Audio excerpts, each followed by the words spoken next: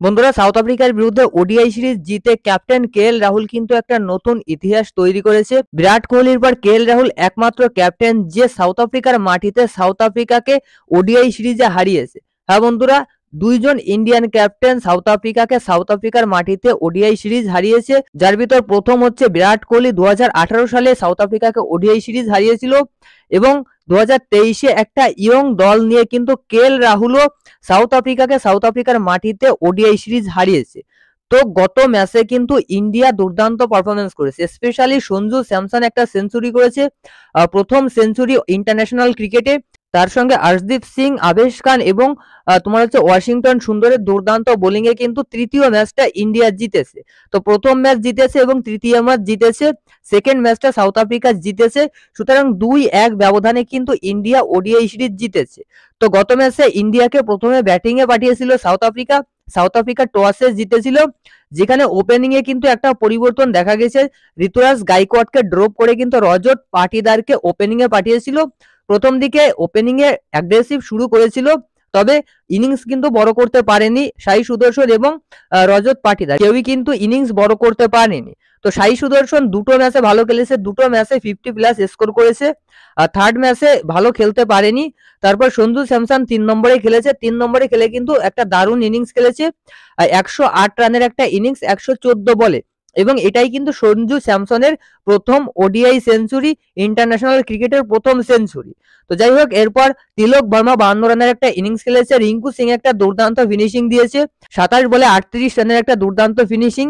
তো রিঙ্কু সিং কিন্তু টি20তেও ভালো ফিনিশ করছে, ওডিআইতেও কিন্তু ভালো ফিনিশ করছে। ইভেন সেকেন্ড ম্যাচে রিঙ্কু ব্যাট হাতে ফ্লপ গেলেও কিন্তু বল হাতে একটা উইকেট নিয়েছিল। সুতরাং রিঙ্কু কিন্তু একজন অলরাউন্ডার হিসেবে ধরা হচ্ছে। একটা ম্যাচে একটা উইকেট নিলেই কিন্তু অলরাউন্ডার হয়ে যায় না, তবে রিঙ্কু ভালো বল করতে পারে, ডোমেস্টিকে অনেক উইকেট রিঙ্কুর নামে আছে। তো যাই হোক, রিঙ্কু ভালো ফিনিশিং দিচ্ছে। তার সঙ্গে বোলিং এ কিন্তু দুর্দান্ত করেছে আর্শদীপ সিং। হ্যাঁ বন্ধুরা, টোটাল সিরিজে 10 উইকেট নিয়েছে, 10 উইকেট নিয়ে player of the series award জিতেছে, যেখানে প্রথম ম্যাচে 5 উইকেট নিয়েছিল, সেকেন্ড ম্যাচে 1 উইকেট এবং থার্ড ম্যাচে 4th উইকেট। তো টোটাল 3 ম্যাচে 10 উইকেট নিয়ে কিন্তু দুর্দান্তভাবে পারফরমেন্স করেছে, দুর্দান্ত ডমিনেট করেছে ইন্ডিয়ান বোলাররা।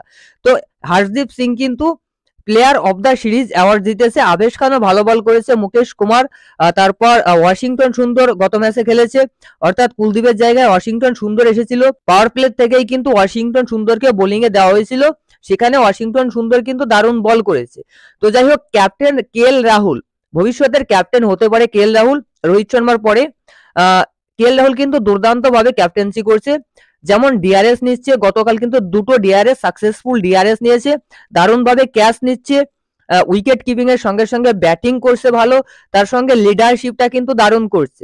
বোলিং রোটেট বলুন, ফিল্ডিং সেট বলুন, প্রত্যেকটা পজিশনে কিন্তু কেএল রাহুল দারুণভাবে কন্ট্রোল করছে। তো কেএল রাহুল কিন্তু রোহিত শর্মার পরে ইন্ডিয়ার ক্যাপ্টেন হতে পারে, হবে এটাই বলছি না, তবে সেইটুকু অ্যাবিলিটি কিন্তু কেএল রাহুলের মধ্যে আছে ওডিআইতে, যেমন ভাবে ক্যাপ্টেন্সি কেএল রাহুল এই মুহূর্তে করছে। তো 297 রানের টার্গেট দিয়েছিল ইন্ডিয়া, যেখানে কিন্তু সাউথ আফ্রিকার হয়ে প্রথমে টনি ডি জর্জি, যে কিন্তু সেকেন্ড ম্যাচে সেঞ্চুরি করেছিল এবং গত ম্যাচে 81 রানের একটা ইনিংস খেলেছে, দারুণ ইনিংস।